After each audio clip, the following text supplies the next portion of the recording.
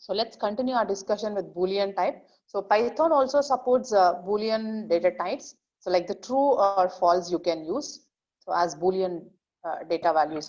So you have two constants like true or false. So wherever you want, you can use straight away the true. So you should observe it's Python is always case sensitive. So here 2 is capital and rest of the letters are small.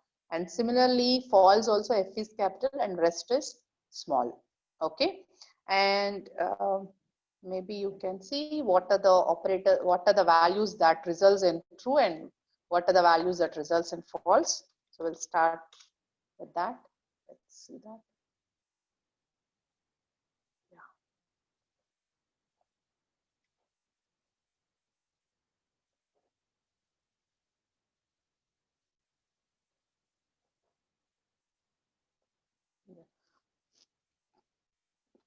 So there are few values that can be treated as false, or there are other values which can be treated as true also. Here if you observe, so you can check the Boolean value of any value, Boolean type of any value. So you can observe Boolean of 1 is true. Of course, we know that very well. And if you check the Boolean value of 0, it is a true, it is a false, right? And in addition, there are other values which also results in false value. See, so Boolean of an empty list. So what does it indicate? Open brace and close brace. So that indicates the empty list, right? And even the empty parenthesis also you can use. So always, so even you use whatever the empty parenthesis or empty square braces or empty flower braces, they always result in a false value. So you should understand what type of values can be considered as false in Python. There are only few values which can be considered as false, and all the rest of values are considered as true. Okay, so any value if you consider, they can come under either true or false, right? So there are only a specific set of values which can be considered as false. So let's try to understand that. So the value 0 can be considered as false, and all the empty parentheses, they are considered as false. And you can check Boolean of 0.0, that is also considered as false, and Boolean of 0. Or 0, 0, 0 point. So like it is also any of 0, this is also considered as false. And one more thing is, so the normal 0, 0.0, and even the complex 0. So let's see that. The complex value 0. Sorry, that's OJ by mistake. That's 0J, right? It's 0J. Yeah. So now this is also considered as false. So always, whatever the type of 0 is, let it be an integer value, a floating point, or a complex value. So all these zeros, they can be treated as false only. And none is also considered as false. Remember, none is also considered as false. Maybe you can check Boolean of none. Nothing, none indicates nothing. So we'll see where we can use that. So none is also considered as false. Then false is also considered as, of course, false. Yeah. Okay, so false is also considered as, so is my screen is visible to all of you? My shell prompt? Yes, ma'am. Clearly visible to all? Yeah. Yeah. So this is also false. Always any type of 0 is 0, false. False value can be considered as false. Then none is also treated as false. The empty parenthesis. So let it be a open close square brackets or the flower braces or the parenthesis, they are considered as false. And also, so you can see an empty string, that is also considered as false. An empty string, see, there is no space also. You should remember the difference between these two. I'll show you the difference. Bool of, now I'm giving a space. So can you consider that as an empty string? It's not an empty string. Okay, there is a character which is a space. So this cannot be treated as an empty string. Fine. So if it is an empty string, then it is considered as false. So this is considered as true. And one more thing that is considered as false is The method which returns a false value, a 0 or a false value, that can also be treated as false. Otherwise, rest all the things in Python are treated as true. Is it clear to all? So what are the values that are treated as false in case of Python? So the none, the keyword none, then the keyword false, then all types of zeros. So integer, floating point, complex zero, then all the braces, empty braces, then the empty string, then the method which is returning a 0 or false value. Only those values are considered as false values, and all the rest of the values are considered as true values only. Fine. Of course, straight away we'll not be using it here, but as you move on to the complex topics now, so these will be useful. Is it clear to all? Any doubts so far on the Boolean data type? No, ma'am. Yeah, good. So actually Boolean type is also considered as one of the numerical data type. That's why all the arithmetic that you can perform on an integer data type is also valid on the Boolean values. So let's see that. You can easily, you can similar to like, so you know, right, 10 into 20 you can do. You can do that very well. And now, can I do 809 into 2? Of course, if you do that, the string is repeated. That's a different story. So, but the arithmetic operation is not valid on a string and an integer, right? That's not valid. So what you are seeing here is just the repetition, string repetition, if you remember. So that's what is happening here. But the arithmetic operation is not valid on strings. But on the Boolean values, the arithmetic operations are valid. So true into 10. So can you guess? Can you guess the output? So maybe you can always treat the true value as 1 and false value as 0. 10. Simply 10. So that's how, as part of the expressions, you can use the true false values also. The Boolean values you can use as part of your expressions. Maybe false. So some x equal to false plus 100. So it's nothing but 0 plus 100. It's 100, right? So that's how you can use even the multiplication, division. So all the operations you can perform on the Boolean types, only the arithmetic operations, not the rest. So all the arithmetic operations that are valid on integer values, they are also valid on the Boolean data types. Fine. So that's how you.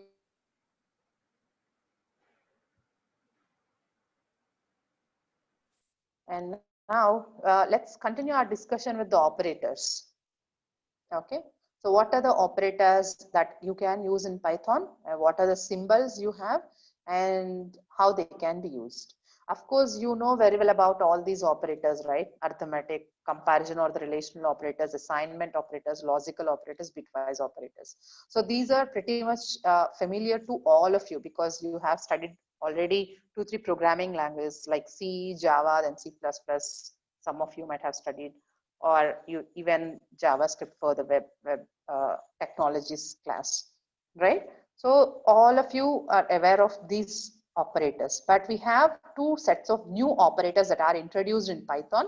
They are the membership operators and the identity operators. So let's start our discussion with the arithmetic operators also, because there are slight modifications. I'll not be teaching you like how to do A plus B and all, but let's see how they are different. What are the new operators that are introduced in Python and how they are different. If they are not different, is there any change in the symbols? So I'll just be focusing on that.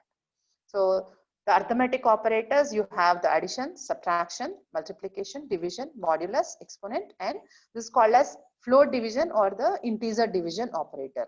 So this is the new operator that is introduced in Python, which is not available in the other languages. Okay, of course, these are all very much familiar to you, right? Addition, subtraction, multiplication, division, modulus.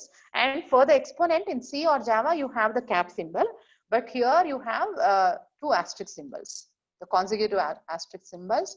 If you use that, means it's an exponent operation.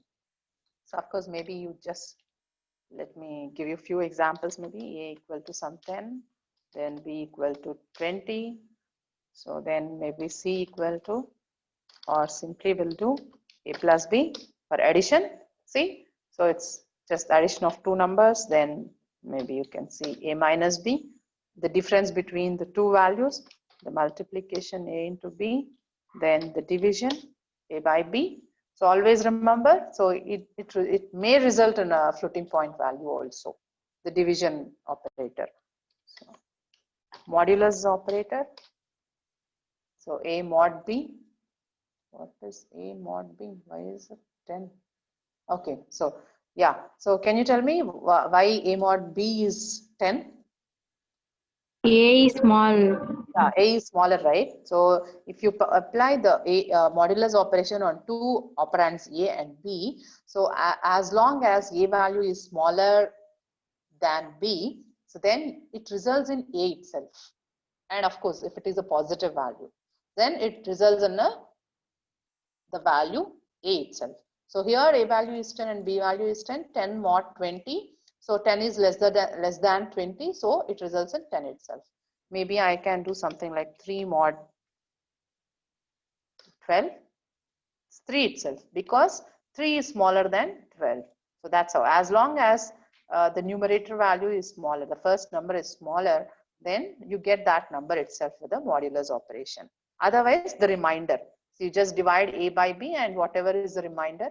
So that remainder will be the resultant value of the modulus operation. So 12 mod 3.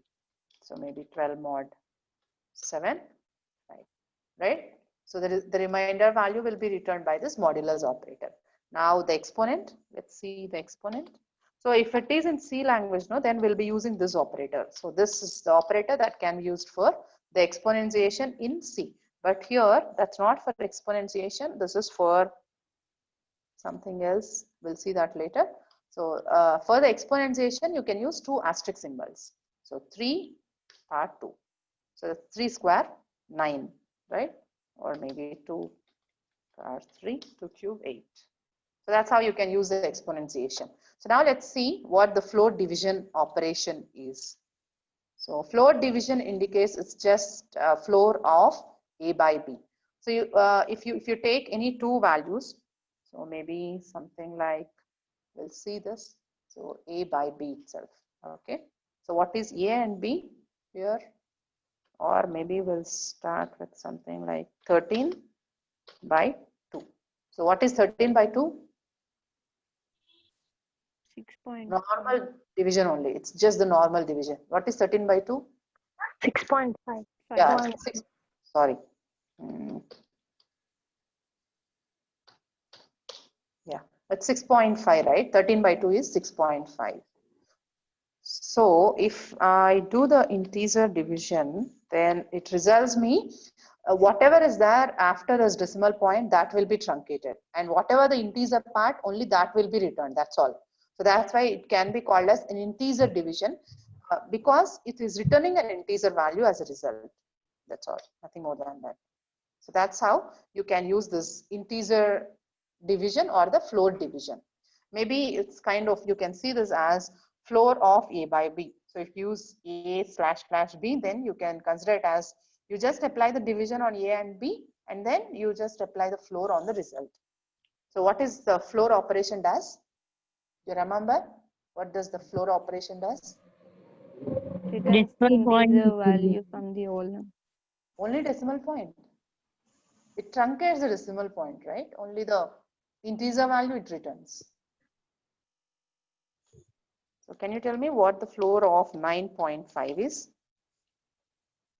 9. 9, yeah. So it just truncates this, whatever the value that is after this decimal point, and then it returns that value. That's how the floor operator works. Okay. And the same you are using here. We don't have the floor operator, but the integer division, maybe 13 by 3, integer division. Can you check this? Can you guess the output? 4. 3. 4. 13 by 3 is what? Normal 4. division. 4. Normal division. 4. Yeah, 4.33. Yeah, 4.33 recurring, right? So because we have this integer division, so that whatever is after this decimal point, that will be truncated, and only 4 will be resulted in. And as long as your first number is the positive value, then This is how it works. And if it is a negative value, so let's, can you try to guess this number? Minus 13 by 3. The integer division. -4. -4. Yeah, we feel that it's -4, but it's not -4 because the floor operation, right? The previous integer value. So it checks for the previous integer value. That's how you should consider it as. Okay.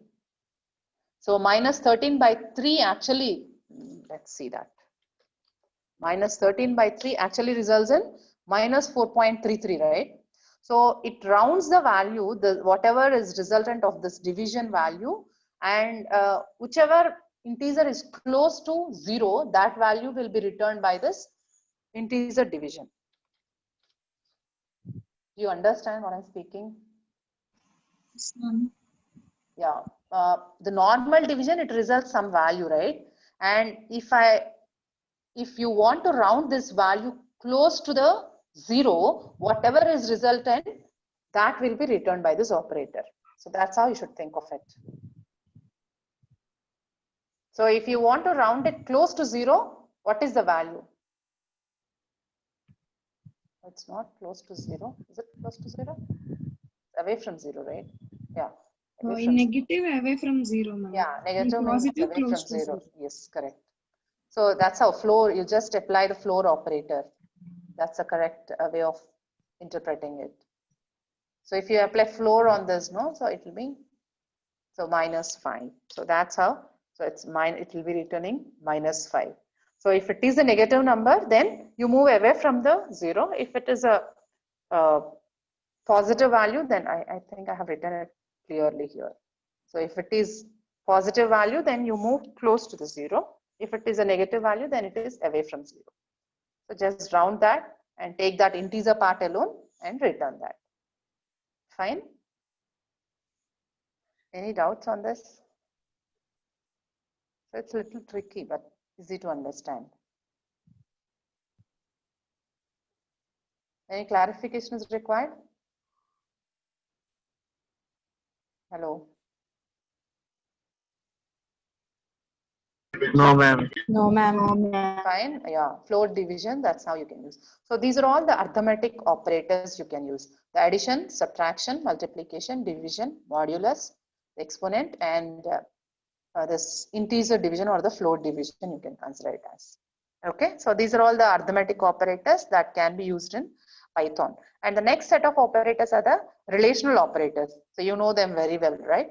So the comparison operators are used to compare two values or two expressions. If you want to compare, you can use these operators. So that's how they are called as either the comparison or, so they also give you the relationship between two values or the expressions. That's why they are called as relational operators.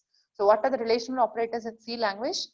Less than, greater than, less than, equal to, greater than, equal to, not equal to, right? So all these symbols, the same symbols itself, you can use whatever you used in C, except the not equal to. For not equal to, we have two different symbols. Either you can use this not with equal to, or you can use the less than, greater than also. For the not equal to symbol in Python. That's all. Other than that, it's all the same. Maybe you can check that. So 10 equal to 20. And what does it return? What does it return? The relational operators. True So or it compares, yeah, it compares two values. False. Boolean values. So it's false, right? Maybe you can check. It is not. It's not equal to. 10 is not equal to 20. It's true, right? So it returns a true value. And maybe you can check the greater than or equal to. So you can even check greater than itself. Maybe you can check less than. Then if you want, you can check even the less than or equal to, right? So that's how all the relational or the comparison operators can be used to check two values or even two expressions also. If you want, you can check two expressions also, 10 plus 20, maybe like this, you can check. Maybe less than 30 plus 80, something like this, right? Either two expressions or two values you can compare using the relational operators. The only difference you need to note is the not equal to operator. The rest is same, whatever you have learned in C language or Java, it's all the same. That's why I noted them, marked them in red mark. Okay, so even here also, in the previous set of operators also. So this indicates entirely the new operator. And now let's proceed to the, of course, where are we? Yeah. So next proceed to the next set of operators, assignment operators. So if you want to assign, already we have seen, right? Assignment, we have been doing that assignment. So how do you do the assignment? So if you want to assign some value to a variable or one variable to another variable, it's nothing but the assignment operator. You are assigning whatever is on the right side to the left side variable. So for that, you can use the assignment operator, and Python supports different assignment operators. Not only the regular equal to as an assignment operator, the shorthand operators, what we have seen in C or Java, so all those operators we can use. So now let's check that.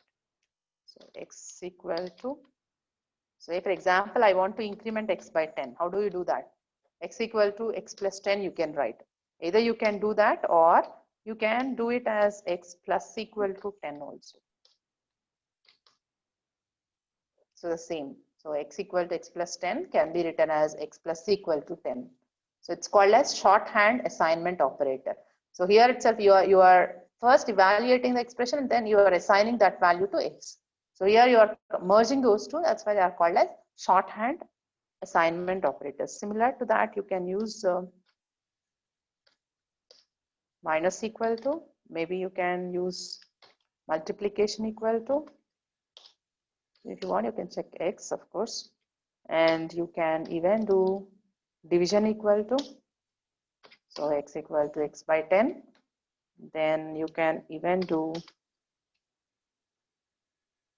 modulus, x equal to x mod 10 is 0.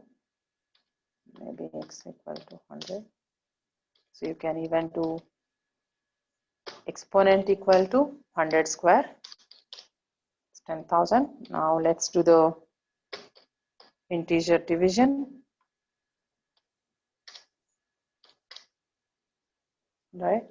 So that's how you can use the assignment operators in Python. The normal assignment, or otherwise you can use the shorthand assignment operators also. Nothing new. It's all the same. Whatever you used in your C or the Java language, the same you can use.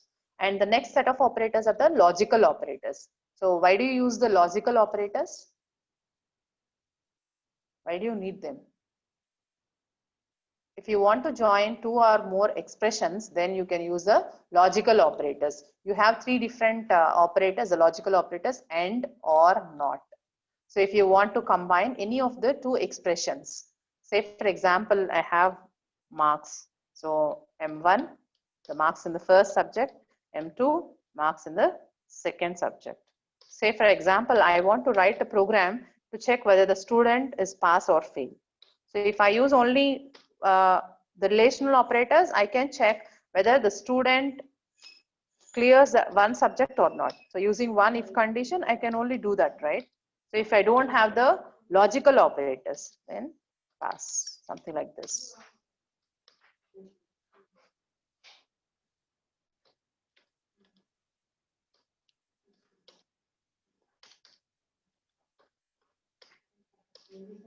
See, student cleared. But here only one subject I can check, but I want to test whether the student cleared all the subject or not. Maybe I have two subjects. I assume I have two subjects. The student having two subjects, he has to get more than 40 marks in both the subjects. Then only he will be pass, right? His grade will be given as pass. So in that case, I can use AND operator. So what AND does? So to just the logical operators are used to combine two or more relational operators. So this is one relational expression, this is another relational expression. So you want to combine these two relational operators, you can use AND or not, right? So how AND can be used? If both the expressions are true, so if this is true and this is true, then only this will be resulting in true. Otherwise, if any one of the expressions is false, then the entire expression leads to a false. So that's how AND can be used. And coming to OR operator, so if any one of the expression is true, then the resultant will be a true. Again, it's all the same, whatever you have learned in the first semester itself. So if any one of them is false, is a true, then it will be a true. If both the expressions are false, then only it results in a false value. Then not, how do you use a not? If you have an expression and if you want to take the negation of that, then you can use a not. Maybe let's see. So the same expression I'm repeating, but I'm using R. Maybe first let's see with 50 and what will be the result. Then we'll change it. See, so he is not passed, right? That's why the message is not displayed. Now let's change the condition to R.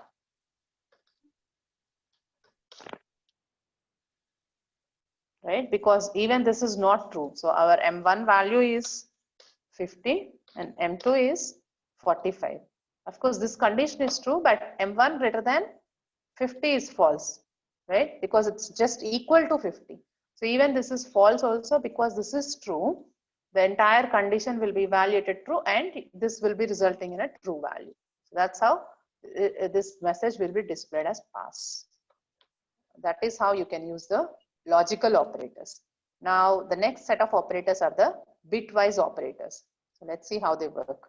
So these bitwise operators, the operations will be performed on the bits.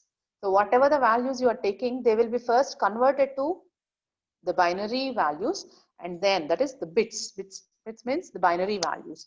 So first they will be converted to binary values, and then on the resultant binary values, the operations will be performed. And remember, nothing will be visible to you. I'm taking the same values for the sake of your understanding. A equal to 60 and B equal to 13. Okay, so you can observe the binary equivalence here. So A equal to 60, this is the binary equivalent. For B equal to 13, this is the binary equivalent. And now let's apply A and B. So we have bitwise operators as AND, OR, NOT, XOR. So this is AND, this is OR, XOR, sorry, this is XOR and this is NOT. And you have two more operators, the left shift and right shift. So now let's start with A and B. So how this AND operator works? And bitwise operator. And remember, the logical AND or NOT, then we don't have any symbols for that. We have only words. So if you want to join two or more expressions using the AND operator, you don't have any operator. Like in C language, you have the operator, right? And two AND symbols you have to use for the relational, for the logical operator. But here we have only the words AND or NOT. Yeah, now let's see A and B.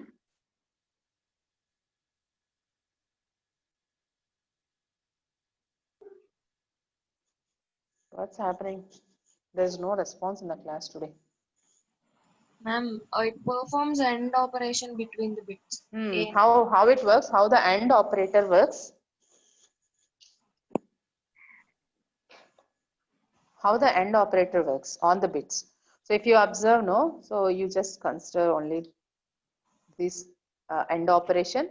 So whenever the corresponding bits are, both are 1, how AND works in case of bits? If both the bits are 1, then only it results in a 1. Otherwise, it results in a 0. So here 0 and 1, it's a 0. 0, 0, so it's a 0. Yeah, 1 and 1, wherever there is both ones, then only it results in a 1 value. And this is the resultant A and B. Okay, the operation A and B.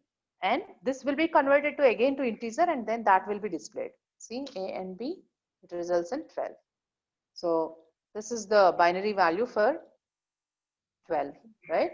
So the operation will be internally, it will be done in binary. You will not be knowing that.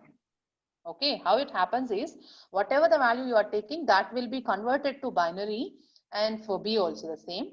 It will be converted to binary. Then the operation will be applied in terms of binary itself, and finally the result will be returned in the original integer value itself.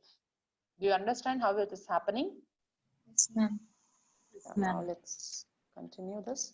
So in case of the R, A, R, B, if you want A, R, B, how it works? A, R, B means either of these bits are 1, then it results in a 1. So here if you observe, maybe I'll remove this. Maybe that will be clear for you. So here A or B, you can observe it here.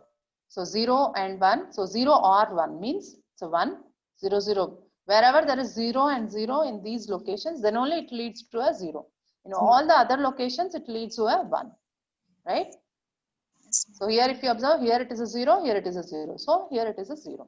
Here it is a 0, here it is a 0, here it is a 0. So that's how the OR operator works. Is it clear? And similarly, the XOR. How the XOR works? XOR operation, the binary XOR. Both are same, it results Both in are 0. Both are different, Both are right? If both are 0, both are 0, it is 0. Both are 1s, it is a 0. When they have 1 and 0, then only it results in a 1. Okay.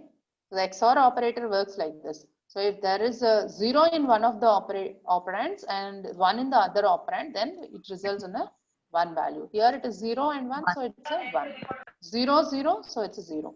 So even it is the same also, then also it results in a 0 only. So here it is a 1, 1. So 1 and 1. Even then it results in a 0. Okay. And here if you observe, it's a 1, it's a 0. So if you have a 1 and a 0, then only it results in a 1 value. That's how the AND operator works. And now let's see about the NOT. How NOT works? NOT. NOT I'm applying only on A. So it's a unary operator, right? Whereas AND, OR, XOR, they're all the binary operators. NOT alone, it's a unary operator. What do you mean by unary and binary? can be Performs on applied a on the single single. When you have only one operand, then it's called as a unary operator. You have, so how many, depends on how many operators the operator is working on. So here the operand is only one operand. This operator works with only one operand. That's why it's called as unary operator. Here if you observe, this operator works on two operands. I have two operands here, right? But here I have only one operand. So that's how you can distinguish between the unary, binary. Of course, you have ternary also in C, right? Yeah, now let's see what NOT A is. NOT A means, so wherever there is a 0, you just change it to 1. If there is a 1, then you change it to 0. So that's how. Here it is a 0, so it results in a 1. And 0 means it's a 1. So 1 means here it's a 0. So that's how you are just changing the sign of the bits. So that's how the NOT operator works. And now there are two other operators also, the left shift and the right shift operators. So we have already seen, right, AND, OR, NOT, and XOR operator. And remember, NOT, it's kind of something different. So let me tell you that. Maybe we need some additional discussion on that. NOT to see, it's a 2's complement of the original value. So that's how it results in. Okay, so the NOT operator in Python, it doesn't result in the just the NOT value. So you can see it as a 2's complement of the given number. So whatever is the 2's complement form of the given number, so that will be the resultant of the NOT operator. Okay, so just check that once. I'll ask that in the weekend exam. So then we have the binary left shift and the right shift operators. So the left shift operator means, how does it work? The left shift. I think in the last class, first class itself, I explained it, right? Did I? Did I explain you the shift operations? It also converts into zeros and ones and shifts the Of bit course. by 2. Yeah. Yeah. Left shift means, how does it shift? Left shift means towards the left, the values will be shifted, right? Yes, ma'am. So this 0 will come here, this 0 will come here, this 0 comes here, this 0 comes here, 1 comes here, 1 comes. So the last bit will be a 0 and the last towards the left, whatever the bit is, that will be dropped. So maybe you can see here. So it will be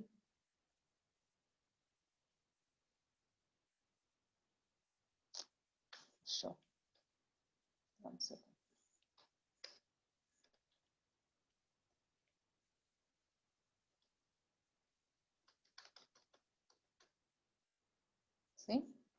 It's actually left shift. Left means towards the left it should move. See, so this one comes here, this one comes here, one comes here. So then this one will be, whatever on the left, that will be dropped. And there is a 0. So is it correct? The left shift? Shifted by only one. Yeah, shifted by only 1 bit, of course. Yeah, of course, 1 bit only. I'm showing you only by 1 bit. Okay, ma'am. So here, of course, it's 2. So if you want to shift it by only 1 more bit, then again you apply the shift by 1 more bit. Then, so see, so now the values are shifted towards the left, and the rightmost you will get a 0. That's all. Right? So this is the resultant value of your left shift. So when you apply the left shift, what is that operation that you are doing in terms of the arithmetic operation? Is there any relationship? Multiplication. Yeah, it's multiplication by what? 2 By power 2. n. 2 power 2. Here you are shifting by 2 means it's 2 power 2. If you are shifting by 1 means it's 2 power 1. Right? So here we are shifting it by 2 bits. That's why it's equivalent to, this value is equivalent to, so this is a into 2 square. What is a value here? It's 60. So what is 2 square? 4. So 60 into 4, 240. So that's how we are getting 240. Okay, and in terms of binary, this is what the result we get. And similarly, the right shift also. So right shift means you are moving the bits towards the right. That's all. So you just move the bits towards the right, and whatever on the right side, you will be losing them, and towards the left, you will be adding zeros. So that's how the size will be reduced, the value will be reduced. So it's equivalent to which arithmetic operation? Division by 2 power Division n. by, yeah, division by 2 power 2. Because you are doing it 2 times, that's why it's division by 2 square. If your shift is by only 1, then division 2 by power 1. 2 2 power power 1. 2 power 1 is good. Okay, so what is 60? A value is 60. 60 by how many times you are shifting it towards the right? 2 times. 2 square 4. So 2 square, yeah. 60 by 4 it is 15. 15. That's how you are resulting in 15, the value 15. So that's how the bitwise operators can be used with Python. So like it supports, like it's all the same actually. Whatever you did in C or Java, it's all the same. Nothing new at all. It's all the same. The next, we have 2 sets of new operators that are introduced in addition to the integer division or the float division operator. So Python have 2 different sets of operators, the new operators. They are called as the membership operators and the identity operators. The membership operators and the identity operators. So let's start our discussion with the membership operators. So the membership operators are used, as the name indicates, to check whether a value is a member of a sequence or not. Say, for example, a character is available in a string or not. A value is available in a list or not. A value is available in a tuple or not. To check that, you can use the membership operators. We have 2 membership operators. One is a in and the other is a not in. So in and not in are called as the membership operators because it checks the membership of values and a sequence data structure. So here you can see the examples. I am taking a value. Oh, it's not required actually. Yeah. So a value is 10 and b value 20, and I have a list. Okay. So maybe the list L1. So the list name is L1, and I have the list of numbers as the list has 5 integer values 1, 2, 3, 4, 5. Here I'm checking if a in L1. So that means it checks whether the value a is available in this list L1 or not. It returns true or false. Remember, both these membership operators, they returns the Boolean values, true or false, depending on the condition. So here, what is the value of A? 10. 10. So is 10 is available in this list, L1? No, ma'am. No, right? So it returns true or false? False. Because it's not available, so it returns a false value. So that's how the membership operators can be used. Actually, not in is exactly the opposite of what in does. It does exactly the opposite of the in. Now let's take the example. So I have L1 and let's create the list 10, 20, 30, 40. So now let's create or let's check whether 100 is in L1 or not. Is it available? 100 is there in the list? No, ma'am. No, right? That's why it's returning a false. No. Let's check another number. 30 is in the list L1. No. Yeah, maybe True. I'll give you a simple example for this where it can be used. Maybe I'm creating a list of all your class students. I'm creating a list with all the register number of your students. Now I want to check whether this particular number 101 is available in your class list or not. Simply I'll do 101 is in L1 or not. It tells us whether some noise I'm getting. You can mute, no? Who is that? Yeah. So 101 is in the list L1 or not, I want to check. So this roll number is available in your class where the list L1 represents your class roll numbers. So simply I can check. So it says no, that false. That indicates this register number is not available in this list, right? Maybe I can use not in also. What not in does, can you guess? What not in does? Returns true.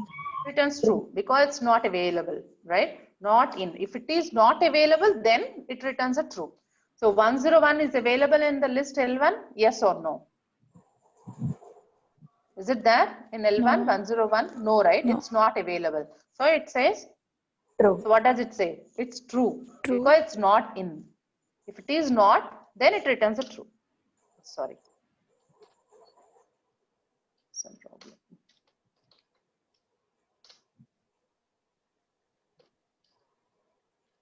Not in. See, it returns a true value. So say for example, I am giving 10 not in L1.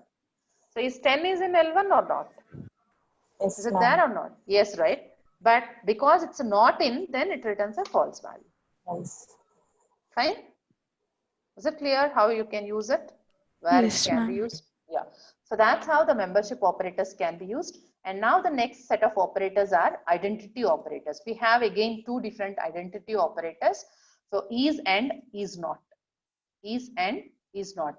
So to check whether the two objects are pointing to the same identity or not. To check that, you can use the is and is not.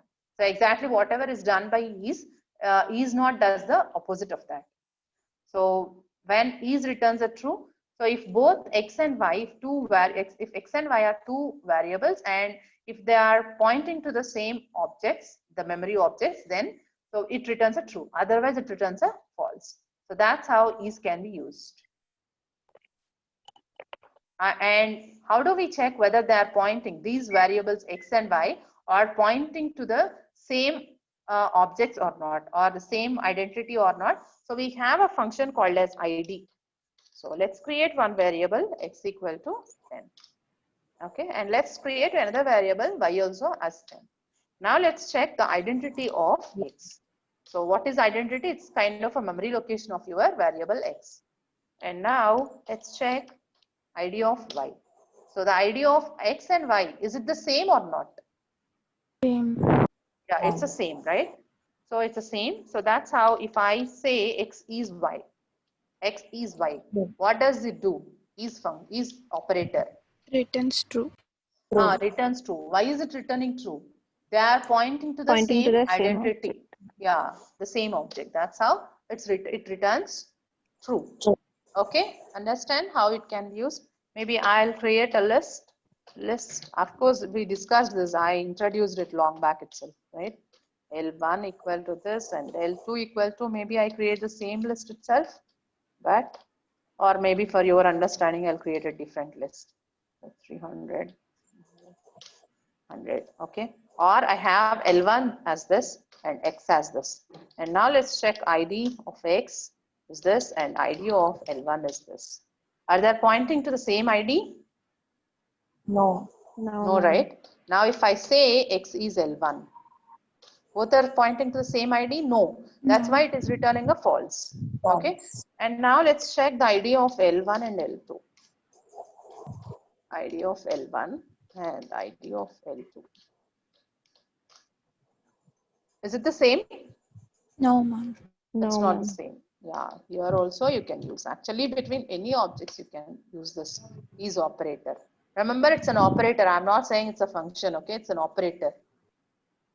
And now let's create L3 as a list where it is having the same set of elements as L1. Now, L1 is this and L3 is this.